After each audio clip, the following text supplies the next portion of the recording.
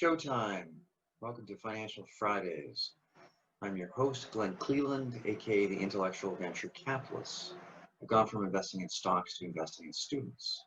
And the topic today, what does it mean to be an intellectual venture capitalist? My role is to make my students employable, not to get them employment, to make them employable. So why should you listen to me?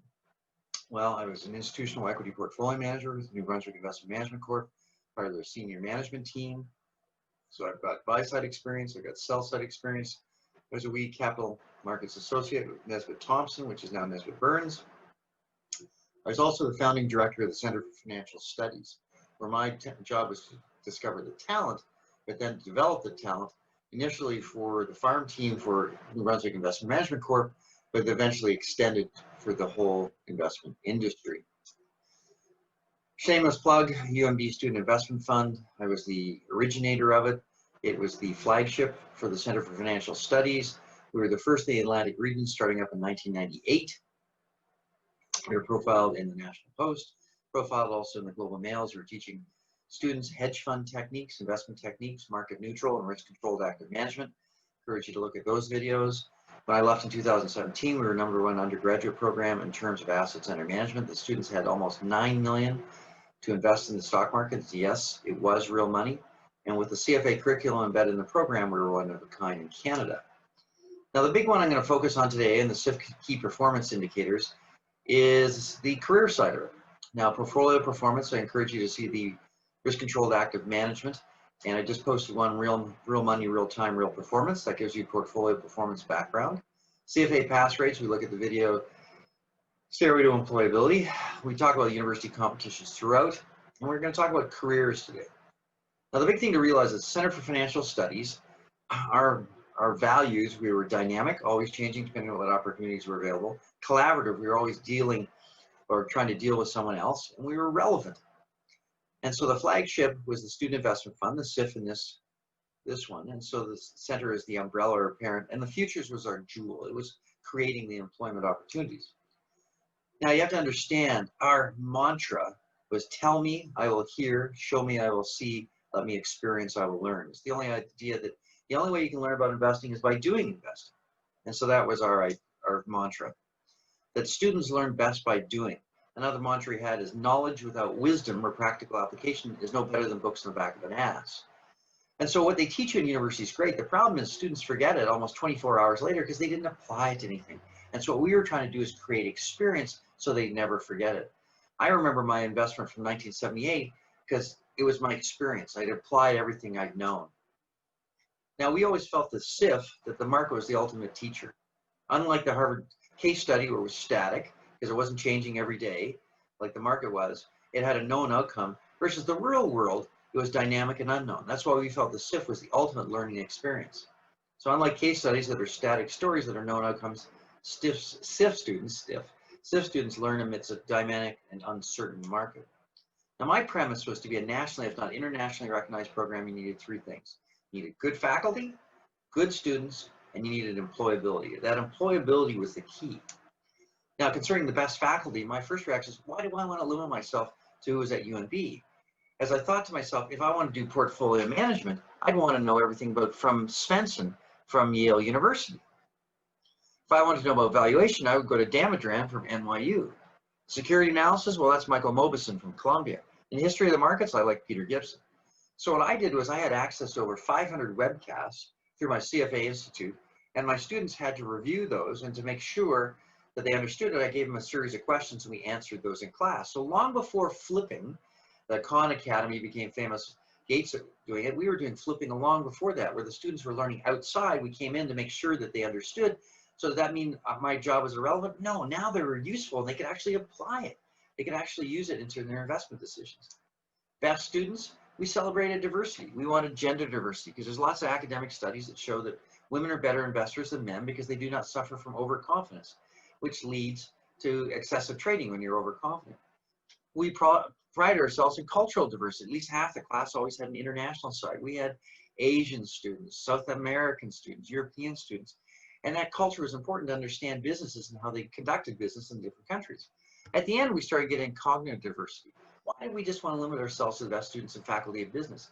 We got the students from computer science, from engineering, paper and forestry, all the different faculties. And really borrowing from Charlie Munger, we want to reduce our level of ignorance when we make investment decisions. And what about employability? Well, our attitude was we had the students that had the talent. My job was to create the opportunities, either through the Futures Atlantic Symposium, field trips, or competition. I provided support, career preparation, so either myself, my colleague Susan Boyce, or someone on the advisory committee, but the students had to bring the desire. That was their responsibility. Now, I told them the first day, if they didn't bring the desire, don't waste our effing time. My job was to create their intellectual balance sheet. The first 5 items on here were our values within the SIF, and those were reviewed in the employee review after the first semester to make sure they understood the importance of this. Teamwork. The idea of being a team player is when somebody else has got a problem, you step up and help them at the time. So they worked as a team. Communication. Didn't matter how good your investment decision was, if you couldn't articulate it either orally or written, it was useless. You could argue integrity should be first, especially now with, you got market crashes, Bernie Madoff's of the world. You have to be squeaky clean. You were professional. That was emphasized within the program, that the clients came first, your employer came second. Initiative, that's another word for courage. We had to take the initiative. We had to take the risk because we weren't in an Ivy League school. We had to be 2 to 5 years better or ahead of other graduates from other programs. And eventually leadership. You're gonna have to take leadership initially with their ideas that they had, their investment ideas, but then in terms of the communication, competitions and things like that. Now, over time, we had the benefit of the alumni network, so keep in touch. We kept in touch through LinkedIn. And then the advisory council, which became out of the Futures Atlantic Symposium, and also because of the crash, which is one of the things that we're talking about in the crash, it was huge advantage. I didn't pretend to know everything. I wasn't the sage on the stage, I was the guide on the side. And that advisory council was key. So if the students were interested in a part of the investment business that I didn't know much about, I got them in touch with my expert on the advisory committee. Liabilities, the only thing they ever admitted is they didn't have enough experience, but my job is skills, knowledge, judgment, and what's not on here is professionalism, and we'll talk about that in a second. The skills, they're all embedded in the databases that we learned. We had CPMS, AFG, financial modeling. We focused that. We usually had financial modeling workshops. We used Capital IQ, FactSet, we used them all. Knowledge, well, no one knows what's taught in UMB, but everybody knows what's in the CFA curriculum. So that we used that knowledge, which was everybody knew in the industry. Judgment, well, they got to create their judgment through making investment decisions through the SIF, or the MBIMC mandate, through the different competitions they're in, through the trips. And the capital, at the end of the day, we wanted them to have the CFA level 1 exam behind them, so they could put that on their CV, Wall Street Prep and Bloomberg certified. So the point was we were developing their SIF intellectual balance sheet. The SIF students, they learned from other SIF students, so it was peer mentoring. Step ahead mentors were graduates from the program who stayed on either to help them coach for different competitions or for the CFA preparation. We had instructors, so Dean Culligan helped them on the accounting side. I got different instructors. Accounting was the big thing. I always dealt the ethics sides. And then we had the professionals, which was the advisory committee. Stairway to employability. The whole culture within the SIF was all about becoming employable. As I move this little picture of myself down, the whole idea was you are hired. So I called myself the anti-Trump. My job was to get them hired, not fired. And so we created the Stairway to employability. As you'll see in the video, not only does it help in CFA pass rates, but it's also what happens in terms of the career advancement if you're a buy-side. For the first semester, you'd be about 3 to 5 years in as a research analyst at a sell-side shop, on a buy-side shop, and then portfolio managers, you usually become a portfolio manager after 5 years. And this is a typical process. Now we'll talk a little bit more in depth on things like the Warren Buffett and the Canadian Money Manager Award. Teaching methodology, the whole idea is it's self-directed learning. The CFA, it's about correspondence. I didn't have a teacher, I had to teach myself. And so the students had to get used to learning themselves. What we did in the program though was we showed how that knowledge was used in different data or software out there. And then my challenge was to bring the current professional concerns up to make sure that we weren't missing anything. So rules of engagement, the culture within the SIF. Check your ego at the door and be prepared to learn from your mistakes. What I always told people, or the students, was individually you can't do this, collectively you can't, and I'm part of that team. Don't take yourself seriously, take what you're doing very seriously. It's the idea of relaxing, trusting yourself. Be able to answer the question, how is the market doing in the hallway? Anytime I saw a student, they always knew I was going to ask, how's the market doing? And if they did bring me problems, they always had to bring a solution.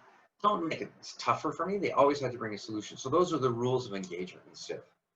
Then I would show the students, did you know video? And what it focused on was that within their lifetime, by the time they're 38, they could have 15 potential jobs. So here's the biggest lesson. It's not what you learn, it's how fast you can learn. Because your knowledge might be obsolete in 6 months.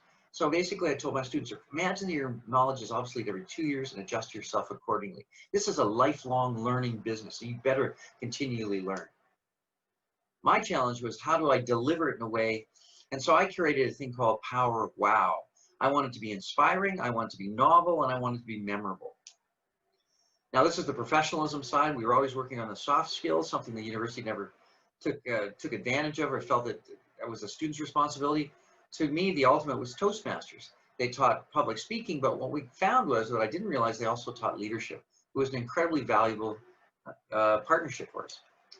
So there you have it, intellectual venture capitalists. The whole idea is it was up to me to create the culture for the SIF, and the culture was a career-oriented culture. And we're going to talk about career-relevant learning, which is our brand, on the next video. So that's the long and the short of it. That's how we created the culture. That's how we created the students that quite honestly have been so successful in the business. That is our secret sauce. So remember, in this business, work hard, play hard, because during the good times, you want to make money. During bad times, play hard, but you're always keeping in touch with the network. And remember, what motivates me 100 years from now, it won't matter what kind of house you lived in, what kind of car you drove, how much money was in your bank account, but you might make the difference in a younger person. That's what drives me, and hopefully it drives you that are watching this. Cheers.